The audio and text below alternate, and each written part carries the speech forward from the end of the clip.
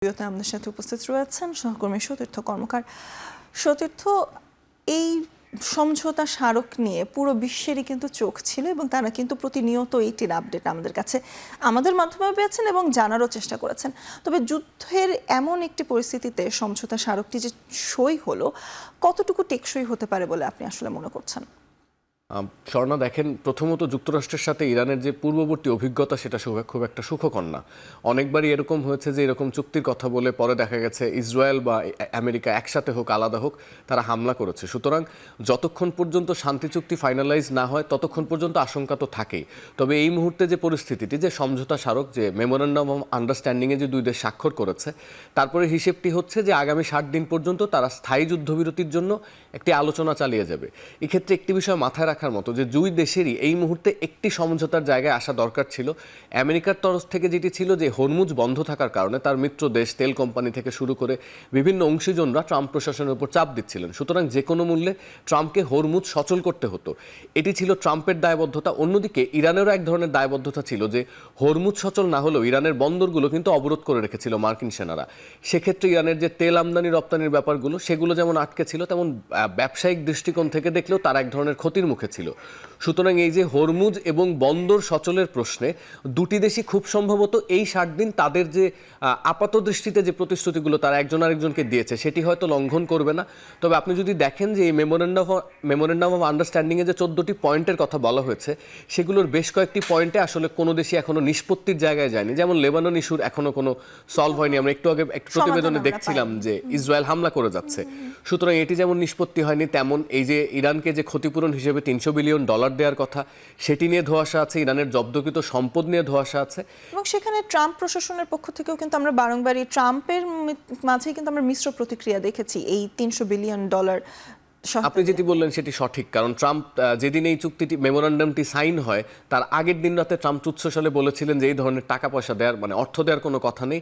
অন্যদিকে আবার JD Vance বলেছিলেন যে না, তারা অর্থটি দেবেন কিন্তু এই অর্থ যুক্তরাষ্ট্র দেবে না। এই অর্থটি তোলা হবে আসলে উপসাগরীয় দেশগুলো থেকে, যেটি কন্ডাক্ট করবে ইউএসএ। অর্থাৎ এই $300 বিলিয়ন মধ্যে যুক্তরাষ্ট্রের কোনো ফান্ডিং থাকবে না।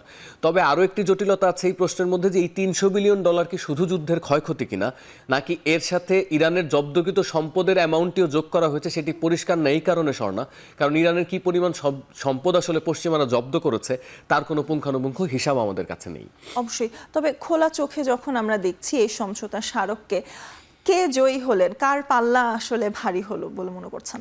স্বর্ণা, এটি আসলে আন্তর্জাতিক বিশ্লেষকের পক্ষে এটি বলাটা এক ধরনের ধৃষ্টতাই হবে যে কারা জিতেছে কারা হেরেছে। কিন্তু সোজাভাবে যদি জিনিসটিকে দেখা যায় যে ইউএসএ যখন ইরানে অ্যাটাক করে, তাদের যে প্রথম 3টি এজেন্ডা ছিল, প্রথমটি ছিল যে ইরান ইউএসএর জন্য থ্রেট হয়ে উঠছে, কারণ তাদের পরমাণু স্থাপনা অনেক বেশি শক্তিশালী, তারা ইউরেনিয়াম সমৃদ্ধকরণের মাত্রা অনেক বেশি উন্নীত করেছে, যেটি দিয়ে পরমাণু অস্ত্র বাড়ানো সম্ভব। দ্বিতীয় কারণ ছিল তারা রেজিম চেঞ্জ করতে চেয়েছিল, এবং তৃতীয় আরেকটি কারণ ছিল যে তারা ইরানের যে নিউক্লিয়ার ফ্যাসিলিটি ছাড়াও যে ক্ষেপণাস্ত্র যে সক্ষমতা সেটিও তারা ধ্বংস করতে চেয়েছে। কিন্তু দিন শেষে এখানে এসে যেটি দেখা যাচ্ছে যে সমঝোতা স্মারকটি দুই পক্ষের মধ্যে স্বাক্ষর হলো, তার মধ্যবর্তী সময়ে কিন্তু ইরানের কোনো রেজিম চেঞ্জ হয়নি, বরং ইরান জাতিগতভাবে আর ঐক্যবদ্ধ হয়েছে। যুক্তরাষ্ট্রের এই মিশন ফেইল্ড হয়েছে। দ্বিতীয় কথা হচ্ছে এই 14 দফা পয়েন্টে পরমাণু চুক্তি নিয়ে কোনো আলাপ নেই। আমরা যতদূর বুঝতে পারছি যে ওবামার আমলে যে পরমাণু চুক্তি নিয়ে ট্রাম্প অনেক বেশি নাখোশ ছিলেন, সেই 2015 সালের পরমাণু চুক্তিরই একটা রিমোডিফাইড ভার্সন আমরা দেখব।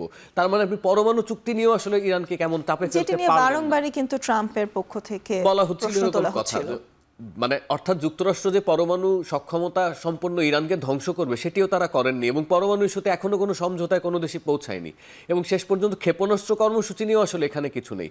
সুতরাং এই যে সমঝোতাটি হলো, সমঝোতা স্মারকে স্বাক্ষর হলো, তার মোদ্দা কথা তো এটি যে হরমুজ প্রণালী সচল হবে, ইরানের অবরোধ তুলে নেওয়া হবে। উল্টো দিকে ইরানের লাভ হলো, ইরান $300 বিলিয়ন দাবি করলো, ইরান লেবাননের শর্ত জুড়ে দিল, ইরান এটিও বললো যে ভবিষ্যতে যুক্তরাষ্ট্র বা তার মিত্ররা ইরানের হামলা করবে না। সুতরাং আপাত দৃষ্টিতে তো দেখাই গেল যে ট্রাম্প আসলে চুক্তির জন্য মরিয়া ছিলেন, তাকে চুক্তি করতেই হলো, এবং লাভের লাভ সব ইরানেরই হলো।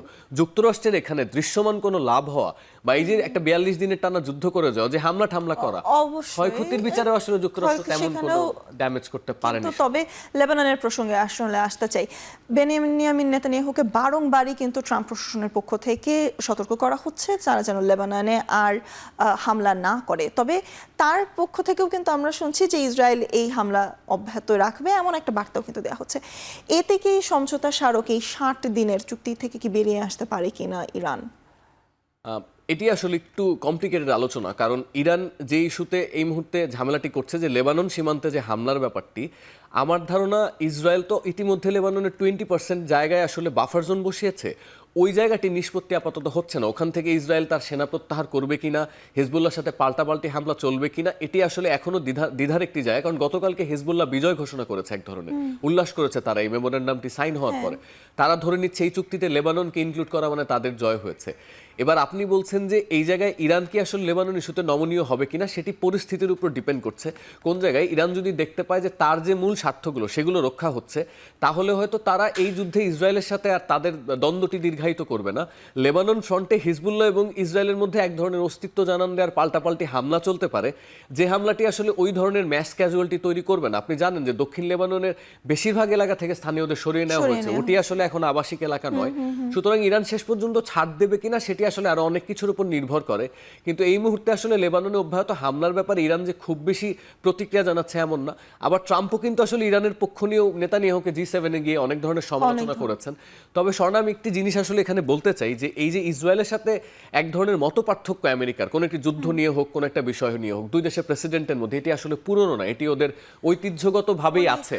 অনেক নেতাদের সাথেই তাদের এটি হয়েছে, যেমন বেন গুরিয়ানের সাথে আইজেনহাওয়ারের এক ধরনের বিতর্ক ছিল, যে তারা একসাথে মিলতে পারেননি। বুশের সাথে ছিল, ক্লিনটনের সাথে নেতানিয়াহুর বিরোধ ছিল, ওবামার সাথে নেতানিয়াহুর ছিল। সুতরাং বেনিয়ামিন নেতানিয়াহুর সাথে এই বিরোধটি আসলে বন্ধুত্বপূর্ণ আমেরিকা এবং ইসরায়েলের যে সম্পর্ক, তাতে কিন্তু ফাটল ধরছে এই লেবানন এবং ইরান। কিছুটা ফাটল ধরছে, আবার কিছুটা গিমিকও আছে তাদের মধ্যে। তারা এটি দেখাতে চায় তারা সত্যভাবাপন্ন, কিন্তু উদ্দেশ্যগত জায়গায় আপনি যদি আইডিওলজিক্যালি চিন্তা করেন, ক্ষেত্রে তারা কিন্তু এক। সতীর্থ, ধন্যবাদ আপনাকে আমাদেরকে আসলে সময় দেওয়ার জন্য। এদিকে যুক্তরাষ্ট্র ইরান যুদ্ধের ক্ষতি পুষিয়ে উঠতে নিজেদের